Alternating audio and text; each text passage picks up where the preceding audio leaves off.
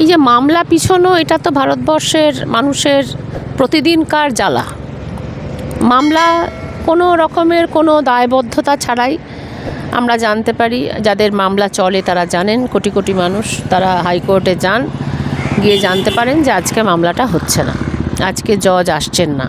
তাহলে এই যে একটা বিভৎস আইন শৃঙ্খলার ব্যবস্থা গোটা দেশ জুড়ে চলছে, কোটি কোটি মামলা ঝুলে আছে, গোটা দেশের সমস্ত হাইকোর্ট সুপ্রিম কোর্ট মিলিয়ে কোটি কোটি মামলা ঝুলে আছে। তো সেইগুলোর তো কোনো ব্যবস্থা আমরা দেখতে পাই না। সেটা হচ্ছে যে বিতর্কটা হচ্ছে কলেজিয়াম প্রথায় বিচারক নির্বাচিত হবে নাকি অন্য কোনো প্রথায়। কিন্তু এই কলেজিয়াম প্রথায় নির্বাচিত হয়তো আমরা দেখতে পাচ্ছি যে বিচারপতিদের বিন্দুমাত্র কোনো দায়িত্ব নেই যে তারা ঠিকঠাক যার যেরকম মামলা চলছে, সাধারণ মানুষ যে মামলাগুলো করছে তার সময় মতো রায় দেবেন, এরকম তো আমরা দেখতে পাই না ভারতবর্ষে। তো যাই হোক, তবু ভারতবর্ষের আইন শৃঙ্খলা আমাদের পড়শি দেশের মতো নয়। আমাদের দেশের আইন শৃঙ্খলা, কেউ একটা মামলা করে বলল যে আমাদের সংবিধান থেকে ধর্মনিরপেক্ষতা তুলে দাও, সমাজতন্ত্র কথাটা তুলে দাও, আর আদালত সেটা গ্রহণ করে নিল, এরকম এখনও পর্যন্ত হচ্ছে না। এখনও পর্যন্ত ভারতবর্ষের আদালত যখন তখন প্রাক্তন যারা জনপ্রতিনিধি তাদেরকে গ্রেপ্তার করে জেলে পাঠিয়ে দিচ্ছে সবাইকে, এরকম হচ্ছে না। তবুও আমরা দেখতে পাচ্ছি হচ্ছে। বিজেপি আমলে বিভিন্ন বিরোধী দলের নেতাদেরকে আদালতের মারফত, সিবিআই এবং ইডি মারফত দেখা যাচ্ছে যে হাইকোর্টগুলোই সরাসরি সিবিআইকে নির্দেশ দিচ্ছে যে যাও তোমরা গিয়ে জনপ্রতিনিধিদের গ্রেপ্তার করো, যেটা কিন্তু ভারতবর্ষের যে গণতন্ত্র, ভারতবর্ষের যে ওয়েস্টমিনিস্টার সিস্টেম, পার্লামেন্টারি গণতন্ত্র, তার সম্পূর্ণ বিরোধী।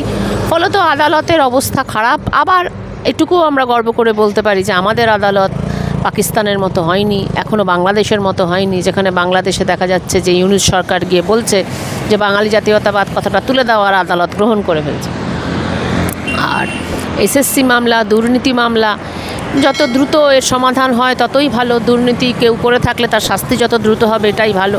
কিন্তু তার মানে এটা নয় যে দীর্ঘদিন ধরে পার্থ চ্যাটার্জি, দীর্ঘদিন ধরে বিরোধীরা সিবিআই চার্জশিট দিতেই পারছে না, মামলা পিছিয়েই যাচ্ছে, অথচ কেউ যাকে বলে বিনা বিচারে আটক হয়ে থাকবে। সেটা পার্থ চ্যাটার্জি ক্ষেত্রেও সত্যি, সেটা উমর খালিদের ক্ষেত্রেও সত্যি। ভারতবর্ষে যত লোককে গ্রেপ্তার করে রাখছে বিনা বিচারে, প্রত্যেকেরই আমরা মনে করি যেটা দেশের গণতন্ত্র, যে তুমি যদি চার্জশিট দিতে না পারো নির্দিষ্ট সময়ের মধ্যে, তাহলে তোমাকে বেল দিতেই হবে। এটাই হচ্ছে দেশের আইন।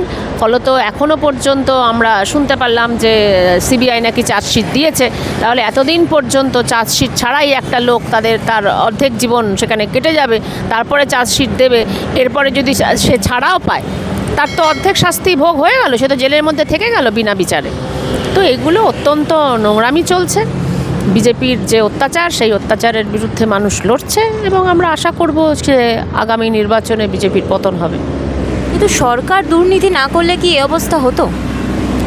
মানে পৃথিবীতে কথাটা যদি এটা বলো, সেটা হচ্ছে যে এমন কোনো সরকার আমরা দেখিনি, এমন কোনো ব্যবস্থা মানে গোটা পৃথিবীতে এমন কোনো সরকার আমরা দেখতে পাচ্ছি না যেখানে দুর্নীতিমুক্ত সরকার।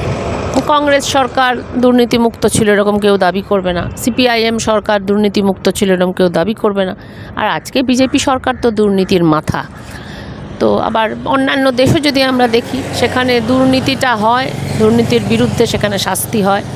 আমাদের দেশেও দুর্নীতি হলে তার বিরুদ্ধে শাস্তি হবে, এটাই হচ্ছে প্রধান কথা। কিন্তু প্রধান আরেকটা কথা, সেটা হচ্ছে যে যারা আমাদের দেশের মাথা, তারা যখন দুর্নীতি করে তাদেরকে কিন্তু ধরা হয় না। যখন অমিত শাহর ছেলে দুর্নীতি করে তাকে কিন্তু ধরা হয় না। যখন রাফাল কেলেঙ্কারি হয় তখন কিন্তু তাদের ধরা হয় না। যখন ওষুধ কেলেঙ্কারি হয় তখন কিন্তু ধরা হয় না। যখন ইলেকটোরাল বন্ডের কেলেঙ্কারি হয় তখন কিন্তু ধরা হয় না। তার মানে দুর্নীতির ক্ষেত্রেও দেখা যাচ্ছে যে আমি এই দুর্নীতি ধরবো আর ওই দুর্নীতি ধরবো না, তার মানে এটা একটা রাজনৈতিক হাতিয়ারে পরিণত হয়েছে। ফলত গোটা দেশে এই যে কিছু ব্যবসায়ীর হাতে সমস্ত ক্ষমতা, তারা আজকে টাকা ছড়াবে, আদানি টাকা ছড়াবে, আম্বানি টাকা ছড়াবে, টেসলা টাকা ছড়াবে, টাটা টাকা ছড়াবে, এবং তার ভিত্তিতে দলগুলোর মধ্যে দুর্নীতিগ্রস্ত নেতারা টাকা নেবে। আর বিজেপি দলটা তো গোটা দলটাই দুর্নীতিগ্রস্ত। ফলত এই যে পুঁজিবাদী যে ব্যবস্থা, যেখানে টাকা ছড়িয়ে ব্যবসাদাররা ব্যবসা করার চেষ্টা করে, স্বাভাবিক যে বাজার অর্থনীতি সেটা নেই, স্বাভাবিকভাবে তুমি বিক্রি করছো, আমি কিনছি, সেটা নেই, আমার কেনার ক্ষমতা নেই, কেনার লোক হচ্ছে অত্যন্ত অল্প, বেশিরভাগ মানুষের কেনার ক্ষমতা নেই।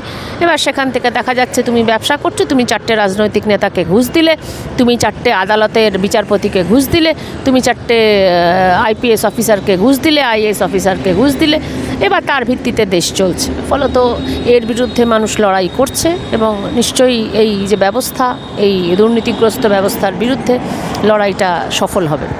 রাজ্যের মুখ্যমন্ত্রী তিনি তো সবই জানেন এবং 1 সেকেন্ডে তিনি খবর পেয়েও যান, তাহলে এই যে দুর্নীতিগুলো চলছে তিনি কেন বন্ধ করছেন না এই দুর্নীতি? এই কথার মানে 1 সেকেন্ডে খবর পেয়ে যান এই কথাটা ঠিক না। সব কিছুর একটা নিয়ম শৃঙ্খলা আছে, সব কিছুর একটা প্রসিডিওর আছে, প্রক্রিয়া আছে। অর্থাৎ আমি যদি চুরি করি তার মানে অবিলম্বে আমার নামে ডায়েরি হবে, আমার নামে এফআইআর হবে।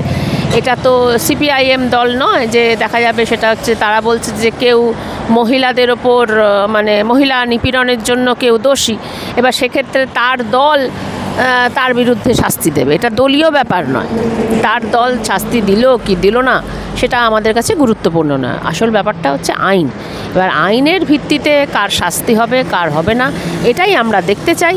সেক্ষেত্রে নরেন্দ্র মোদীরও শাস্তি হওয়া উচিত, সেক্ষেত্রে জয় শাহরও শাস্তি হওয়া উচিত, সেক্ষেত্রে যে দুর্নীতিগ্রস্ত তারই শাস্তি হওয়া উচিত।